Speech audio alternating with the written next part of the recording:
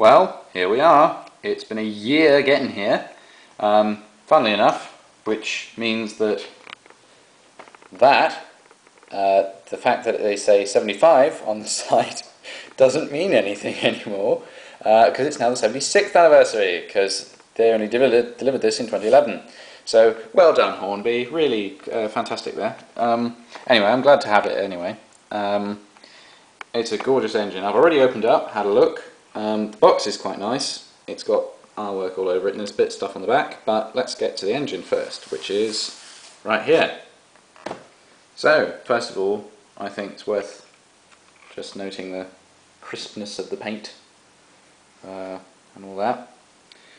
You can go in right on the letters and see how nicely done they are. I really like how they've made them look embossed by giving the blue relief on the side of each letter, which is not something that they used to be able to do very easily. They used to have to, on the older models you'll notice that they are just a different colour and they aren't so easily readable because they couldn't print them that finely.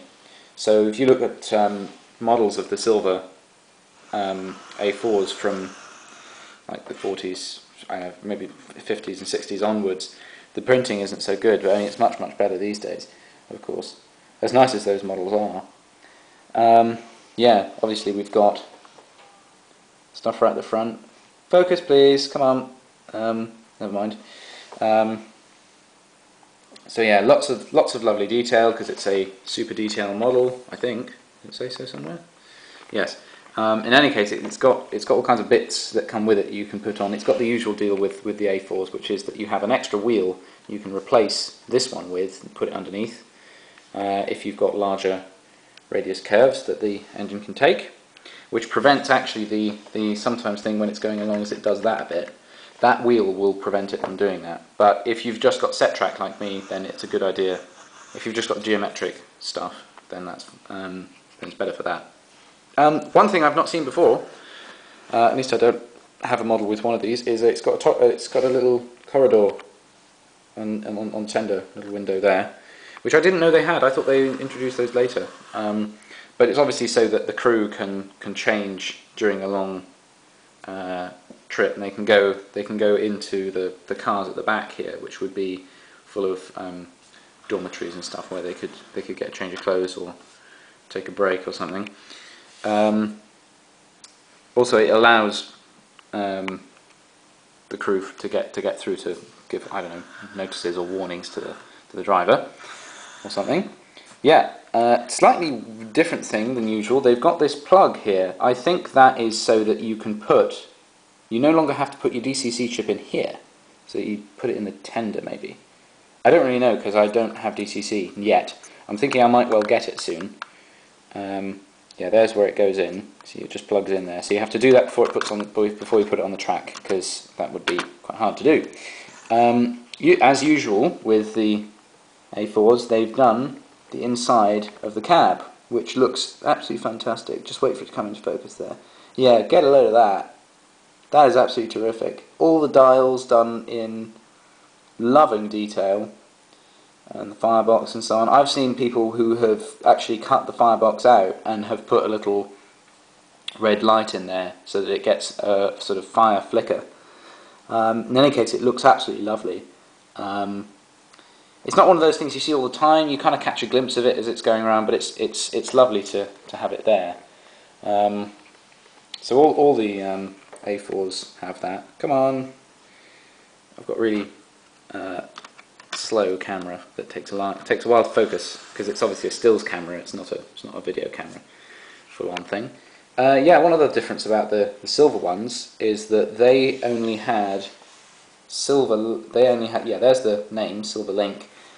They only had the nameplate put there much later. They were in the middle the rest of the time. I think, if I remember rightly, yeah, the reason they've done this one is because this was the very first silver A4. This is the very first A4, actually. Yes, there we are. And there's your info on the back. Have a good read through that while you're, waiting for it to run in. Yeah, box art, very nice. All the usual warning stuff. They still put a DCC jacket in, so you know, even on brand new models, they're still doing that for some reason. Anyway, I'm going to attach some running videos to this. I'm very pleased with this. I've taken a lot of pictures of it sitting next to its the blue mallard one and the green sparrowhawk, which I've also got. I think this was quite limited edition actually. They only made, what was it? Yeah, there you are. 1,100 pieces. They only made 1,100 of these. So I'm very lucky to have one. I pre-ordered it way back in October or something. They announced this sometime last year, and they've only just gotten around to releasing it. I mean, I didn't mind. I'm just glad to have it now. Yeah, it's gorgeous, gorgeous, gorgeous engine. Really can't wait to get it running. So I will attach some running videos. I'll just spin it around here so you get a good look at the entire thing. Just how nicely the moulding is. I really do think that the moulding on these ones is far superior to the I think Bachmann do them as well. Bachmann branch line. They do it in HO, but sorry, 00, whatever the scale is. I've found that actually the moulding is much more faithful to the original, especially at the front here. This shape really comes over nicely. It seems like that bit seems a bit too thin on the Bachmann one, so there doesn't seem to be enough weight to it. Anyway, so there we are. I shall attach some running videos to this one. See you next time.